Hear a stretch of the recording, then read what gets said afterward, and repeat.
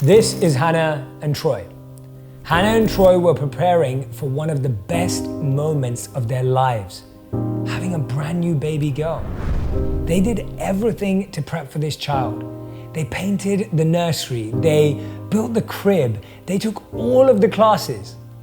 They were totally prepared until one day their ultimate joy turned into ultimate heartbreak when they find out the child would not make it to full term. For anyone who has gone through this couple faced immense grief. Grief for this family member they were so anxiously anticipating to meet. The child they already loved so deeply. This couple mourned together. They grew together. And now, more than a year later, this couple planned to welcome another baby into their home. And then COVID-19 happened. Only a week after the stay-at-home order went into effect, Hannah once again started feeling pain in her stomach and had to be rushed to the hospital. She was suffering from complications and had to stay in the hospital for the remainder of her pregnancy. This was without her husband Troy ever being allowed in or even able to visit.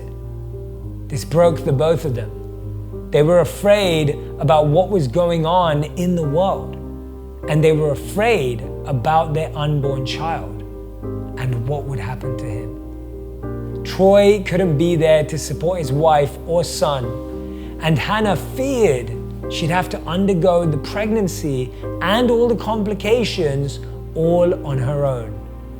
Troy, knowing how hard this would be for Hannah, did everything in his power to make her feel at home.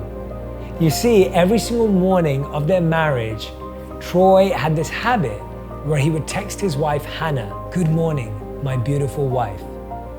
But this day he knew she would need to hear that message more than ever before. So instead of texting her, Troy went outside the hospital and drew his message to his wife onto the sidewalk near her hospital window. And when Hannah woke up that next morning, the first thing she saw was his message in bright and big letters. His act of love didn't stop there. Troy developed pictures and games from their home he knows Hannah loved. He ensured that a nurse brought Hannah her tea first thing in the morning like he used to do. He filled this empty, scary hospital room with love and affection, even being so far away. We might not all be going through this exact circumstance right now, but we are all feeling some kind of fear, some kind of anxiety. We might live alone and feel isolated.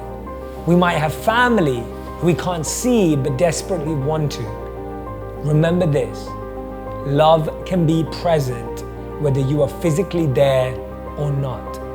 You can spread joy from a letter. You can spread kindness through a computer screen.